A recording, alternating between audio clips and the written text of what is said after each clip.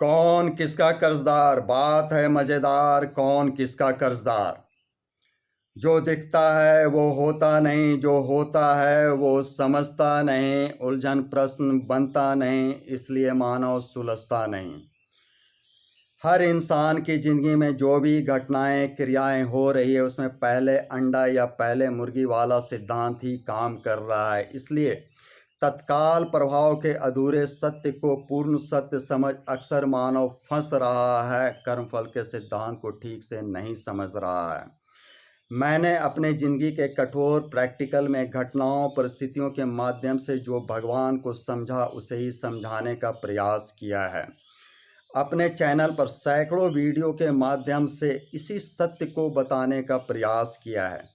आज की सत्य घटना जो कहानी के स्वरूप में आप तक पहुंचाने जा रहा हूं, उसको अगर इंसान ठीक से समझ ले तो अपने ज़िंदगी के दर्शन फिलॉसफी को ठीक कर सकता है, समझ सकता है कि भगवान का खेल ऐसे भी चलता है। एक अशिक्षित विधवा स्त्री दो छोटे बच्चों का अपनी मेहनत मजदूरी करके भरण पोषण कर रही थी। सांसारिक छल प्रपंच से दूर शुद्ध सादगी भरा जीवन जी रही थी। तभी एक दिन उसके एक नज़दीकी विश्वास पात्र ने आकर उसकी महत्वाकांक्षा को जगाया और उसे कहा कि क्या आप अपने बच्चों को अच्छी शिक्षा दिलाना चाहती हैं? विधवा स्त्री ने कहा, नेकी और पूछ पूछ। स्त्री अशिक्षित जरूर थी, लेकिन शिक्षा के महत्व को समझती थी। अब उस चतुर सयाने इंसान ने इस काम के एवज में अपने लाभ का भी गणित का रिमिक्स करके उसके सामने एक नया गणित फॉर्मूला पेश कर दिया और उसे बताया कि आपको ये करना होगा, इसके आधार पर आपका इतना खर्चा लगेगा। विधवा खुश हो गई। उसे क्या मालूम था कि उसके साथ क्या खेल चल रहा है। वह तो विश्वास के आधार पर उसने जो भी उसे समझाया था उसे मान लिया और उसे उतना पैसा दे दिया। इस आधार पर वह खुश हो गई कि चलो उसके बेटे का भविष्य बेहतर बन जाएगा, मुझसे अच्छा जीवन जीने वाला बनेगा। जो माता पिता अक्सर सोचते हैं कि अपने बच्चों का भविष्य बेहतर हो और इसके लिए वह कुछ भी करने को तैयार रहते हैं। फॉर्म भरा गया, परीक्षा का समय आया, परीक्षा दिया गया, परीक्षा का परिणाम भी आ गया। उनके दोनों बच्चों में से एक बच्चे का जो है नामांकन होने का सिस्टम सेट हो गया, वह पास कर गया था। दूसरा बच्चा फेल कर गया था।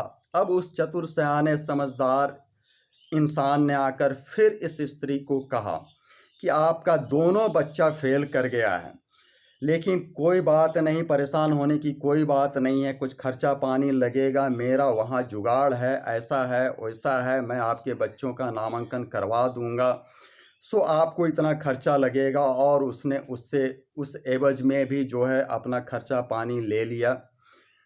दोनों बच्चों में से एक बच्चे का एडमिशन होना था, वो उसका एडमिशन हो गया। उसने फिर आकर कह दिया कि बहुत मेहनत किया, पूरा पैसा लगाया, जोड़ तोड़ लगाया, लेकिन आपके एक बच्चे का ही एडमिशन हो पाया है। विधवा फिर भी खुश हो गई, चलो कम से कम मेरा एक बच्चे का भविष्य तो बेहतर होगा। अब समय का न्याय देखिए, भगवान का सिस्टम देखिए। समय गुजर रहा था, छोटा बच्चा बड़ा बन रहा था और वह इंसान के साथ जो है अपनी ज़िंदगी का भी जो है संतुलन बना रहा था, चल रहा था। उसे कहाँ मालूम था कि इस इंसान ने उसके साथ पहले क्या किया है या उसके परिवार में उसने ठगी का काम कैसे किया है। जिस बच्चे का उस स्कूल में एडमिशन कराया गया था, उसके एवज में जो पैसा लिया गया था, अब ये बच्चा जब बड़ा हो रहा था तो अपने उसी रिश्तेदार के पास एक बड़े काम को करने के एवज में कुछ सहयोग राशि का मांग किया। बोला कि समय आने पर मैं इसका भुगतान कर दूंगा, लौटा दूंगा, मुझे ये काम करना है। और करीब करीब उसके नामांकन के समय जो अमाउंट उसने लिया था, उस इंसान ने लिया था, उसका 10 गुना आज बच्चे ने उससे ले लिया, यह कहकर कि आप मुझे अभी इस काम के लिए सहयोग करें। उसके बाद समय का चक्र ऐसा चला कि यह बच्चा जो है अब वो काम भी नहीं कर पाया और वह कर्ज के मर्ज के फंस कर जिंदगी के अबूझ पहेली का शिकार बन गया, चक्रव्यूह का शिकार बन गया और उस कर्ज का भुगतान नहीं हो पाया। अब समझने वाली बात यहाँ है कि परिस्थिति चाहे जैसी भी हो, भगवान का सिस्टम काम करता है। लेन देन के आधार पर, संतुलन के सिद्धांत पर भगवान का न्याय काम करता है। अब यहाँ पर अगर मानव अनुकूल या प्रतिकूल किसी भी परिस्थिति में सम होकर अपनी जिंदगी के कर्मों को देखने समझने का यत्न करे तो अपने जिंदगी का दर्शन फिलॉसफी को वह ठीक कर सकता है, समझ सकता है कि भगवान का जो कर्मफल का सिद्धांत है वह हमेशा काम करता है, समय चाहे जो लगता हो। कई बार इंसान इसे समझ पाता और कई बार नहीं समझ पाता है। चूँकि मैंने ज़िंदगी के जोड़ तोड़ को करके ही समय के सारे खेल को समझा है और कई बार मैंने ज़िंदगी के अबूझ पहेली का उलझन जो है उसको सुलझते देखा है।